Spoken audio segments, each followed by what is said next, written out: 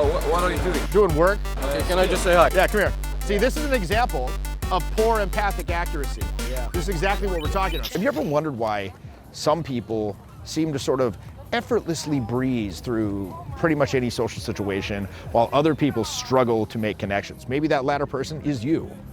Maybe you've been following this kind of material for years. Maybe you've even taken a couple programs. You know technique like the back of your hand, but you still can't connect with people. You can't even go up and get past that social hook point where people go from thinking, who the hell is this person, why are they speaking to me, to, okay, this person's cool, let's keep talking to them. And you just find yourself kind of ping-ponging all over the shop all night, and you never stick in. So what's the missing piece there? In today's video, coming from Stockholm, Sweden, we're gonna figure that out. Now, I remember back when I started out many, many years ago, I wasn't terrible, but I remember sometimes I'd be talking to somebody and all of a sudden I'd just get blown out. Like it seemed like it was going well, and then all of a sudden they'd excuse themselves and leave. And maybe sometimes they'd even seem annoyed or upset when that happened. And I struggled to understand why that was happening. I had a couple students last week in London, and I remember one guy, he got blown out pretty hard, and the group he was talking to was actually kind of mad. Ew, as if. And he came up to me, I'm like, what happened? He's like, I don't know. I'm like, what do you mean you don't know? Clearly you said or did something that caused that visceral reaction. What did you say or do? He's like, I don't know. I'm like, rack your brain. Like rack your brain and try to figure out what it was. What conceivably could you have said? He's like, I don't know. And he just genuinely had no idea. This is a very common problem that I see that's holding a lot of people back. It is that missing piece, and it's an inability to read nonverbal cues. Back in 2008, I read a book called Social Intelligence by Daniel Goleman, and this changed how I looked at this entire issue. Now, Daniel Goleman, he's also the author of the best-selling book Emotional Intelligence, which came several years before that. But in Social Intelligence, Goleman extends that concept of emotional intelligence to encompass how we relate to other people, how we navigate social situations, and how we, most importantly, form connections with other people. And the book draws on the realms of neuroscience as well as psychology research to explain the biology and the mechanisms behind our social interactions. And this book, when I first read it, like I said, it really kind of opened my eyes to a lot of things that I was previously missing. So in this book, Goleman highlights the importance of our ability to understand and manage our relationships with other people. And furthermore, he goes into how this skill can significantly impact both our personal lives as well as our professional lives and careers.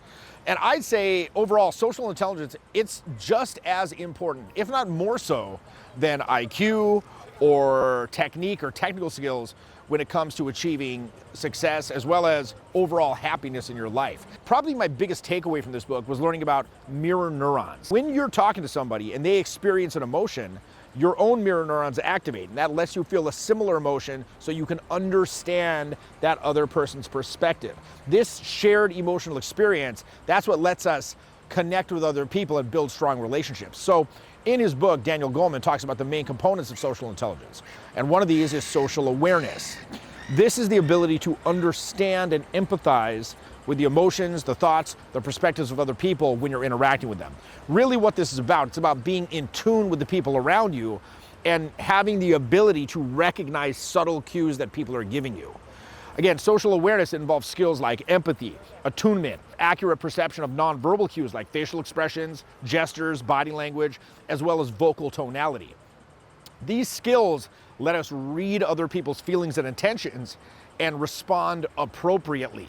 As a result of developing my own emotional acuity, I can sense tiny shifts in the emotional energy of an interaction. Something like a wrinkled nose when I say a comment, or like an eye code to the friend, like that was weird. Whereas previously I wouldn't even be aware of these things. They go right over my head. I get blown out. Now I can sense those things and I can sort of adjust my tonality appropriately in order to ride the wave. So nowadays when I'm in an interaction, there's only 3 things that I'm actually monitoring consciously. Number 1, where am I in the steps of the interaction? Okay, I'm at step 2, I need to get to step 3. Here's the behaviors I need to exhibit. Here's the actions I need to take. Okay, do those, all right? That's number 1. Number 2, what's the evolving logistical situation? And number 3, most germane to what we're talking about in this video, what are they giving me emotionally? And that information is going to allow me to modulate my own tonality so I can sort of stay balanced on that wave and ride it all the way into shore as opposed to falling off into the drink and, wiping out, so to speak. So Here's one example of social awareness. And this is something that I see a lot of people are lacking in. Being able to detect when somebody is uninterested in a conversation and then adjusting the topic to re-engage them. So for example, I was out the other night at a party. A friend of a friend had a birthday party, and there were a lot of people there that I didn't know, right? And a lot of these people were kind of introverted. And you know me, when I go to a party, I'm mingling around, I'm meeting people, I'm saying what's up, I'm finding out things that they're interested in, I'm throwing out anecdotes that relate to that in order to try to build some sort of commonality, connection, and just be a fun guy, just kind of enhance the vibe, have fun, right? So a lot of these people that I spoke to, like I said, these aren't really outgoing people. They came along to the party because they want to support their friend on her birthday, blah, blah, blah. And I found myself, as I was talking, like for example, I was talking to this one guy, I'm very good at being able to tell when somebody is just not wanting to engage. This is a bit much for them. So I'm like, okay, let's dial it back from like a 7 to a 4. And I could sense they were still kind of not comfortable with it. So rather than keep pushing the conversation and have this person walk away with a negative impression of me, I decided to just let it go. So they'd be like, okay, this guy knows he's socially intelligent. He knows when to let it go. So I was like, hey man, good talking to you. And then I just went and engaged with somebody next to them. I started, I mingled elsewhere. So again, that's just one example of having empathic accuracy. So this then begs the question, how do you improve empathic accuracy? Well, let's start by defining empathy. That's the ability to put yourself in somebody else's shoes, to be able to feel and understand their emotions and, again, respond appropriately. It's an essential component of social awareness, and it's vital to your ability to connect with people. So to go about improving that emotional acuity or empathic accuracy, number one, you want to be present and you want to be aware of what they're giving off. Like, stop being so in your own head. Like, one thing that we were talking about on the other week in London, I had a boot camp, and I had a bunch of students, and they really had low emotional acuity. They kept getting blown out. Why? Because when they're talking to the other person, it's all about them. They're inside their own body. Like, do I look cool? Does this other person think I'm cool? How am I coming off? They're trying to micromanage perceptions, and it's all about this. What's the story about me? They're like deeply internally focused. I'm like, look, make it about giving the other person a good experience. And that means, number one, again, being present. Presence is a vital component of charisma. Without presence, charisma just falls flat. You ever been talking to someone and like you're trying to tell some story and they're like glancing at their phone and just saying, yeah, yeah, yeah. You know they're not paying attention. They're just kind of giving off. They're trying to act like they're paying attention, right? If that's happened to you, you're probably annoyed. Like if somebody's doing that to me while I'm trying to tell them a story, I'm like, just go on your fucking phone. Like, I'd rather not even tell the damn story. I'd rather you just say, I don't want to hear this story and just fuck off, like, than pretend to pay attention and say, yeah, yeah, yeah, that's crazy, right?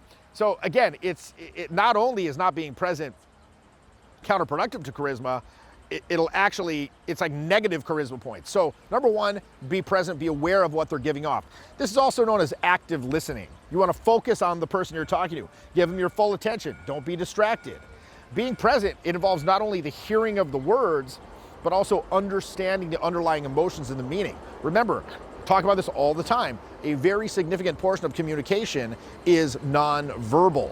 That's something you hear all the time. 90% of communication is nonverbal. We all take that to be true, yet we really never bother to investigate it. So pay attention to people's body language, their facial expressions, their changing vocal tonality when you're interacting with other people. These are going to provide those valuable insights into the other person's feelings, the other person's intentions, and that's what's going to enable you to change your game up so you don't get blown out. The second thing to improve empathic accuracy is simply practice perspective taking. I always encourage students to put themselves in somebody else's shoes. Imagine how they might feel or how they might think in a given situation. One example, running up on somebody on the street from behind and like jarringly like jumping in front of them and saying, hey, what's up? Huh? Oh, what are you doing? Doing work. Oh, okay. Yeah. Good luck. Hey, well, it's skill. It's not luck, it's skill. Okay, can I just say hi? Yeah, come here. See, this is an example of poor empathic accuracy. Yeah. This is exactly what we're talking about. It's all about you, isn't it? It's all about me. It's all about you, isn't all about it? me. Come here, you can come in too, come here. He's the topic. Yeah. These guys are the topic. Again, so you want to start to become aware of perspective taking. How are these people gonna feel How are we gonna? Yeah. trying to do work, Yeah. and then you just jump in, you're like, hey, dude. Yeah. No, these guys are cool. These guys are good sports, though. Hey, thanks, guys. Have a good one. That's pretty funny. They're nice kids. So like I said, one example of this is approaching somebody from behind. Imagine you, the camera, like you, the viewer, are walking down the street, and then someone comes up to you like this. Hey, what's going on? Jumps in front of you, and you're like, what the hell? Like, it's startling. I'll tell these guys not to do this, but they do it again and again and again and again because they lack the ability to take that other person's perspective. Understanding this transformed my social life. Here's a takeaway. Social errors only matter if you are unaware of them. Sometimes you have to approach from behind. Like, say, for example, you're at a bar, and the person you want to talk to is standing at the bar, and there's no way you can get in, like, the side's occupied. So you can't come in from the side. You certainly can't come in the front because you're not the bartender. You know, so you got to kind of tap them from behind. They turn around.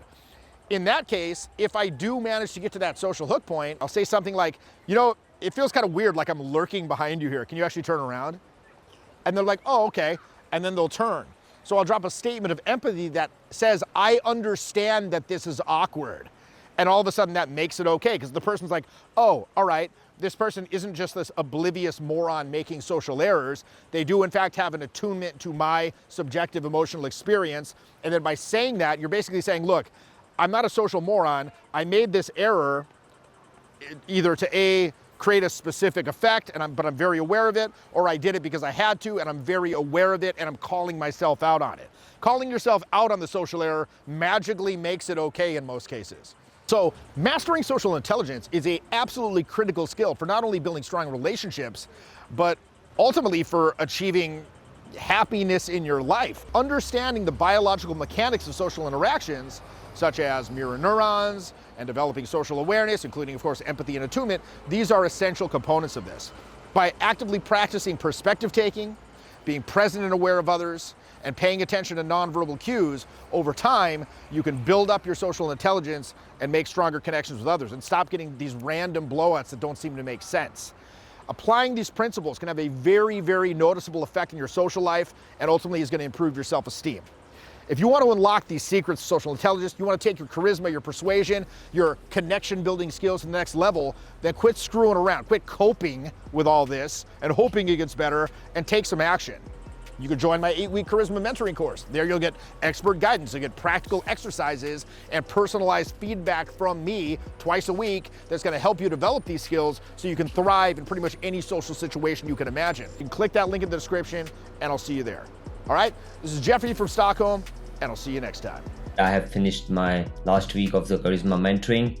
It has been great, 8 weeks. I have a clear understanding of what vibe is now. I used to struggle a lot with approach anxiety. I do not know what to do, I do not know what to say, and then just get freeze up and stuck. And now I have much better control over it. I can just come up with stuff to say. We talk about core confidence. I realized, and now I'm experiencing it in my daily life where I am employing these skills. My confidence in me is just skyrocketing. It's like I do not fall into others' frames as much anymore. I'm being much more grounded. I now know who I am. Things does not shake me off anymore as quickly. I always tend to find myself in some kind of conflicts. It's much easier now. I know how to tackle those situations. I'm not just going out to work on myself, but actually going and getting the result. It's been really amazing. I had a lot of confusion before coming to this program. All my questions have just dissolved into this now. Very amazing clarity. I now know what I need to be doing. Anyone else who is looking for this guidance, go to the best of the best in the world. Not waste time like I did. Just go to the best of the best, get the best knowledge, just quickly employ it, and it's easier and quicker, right?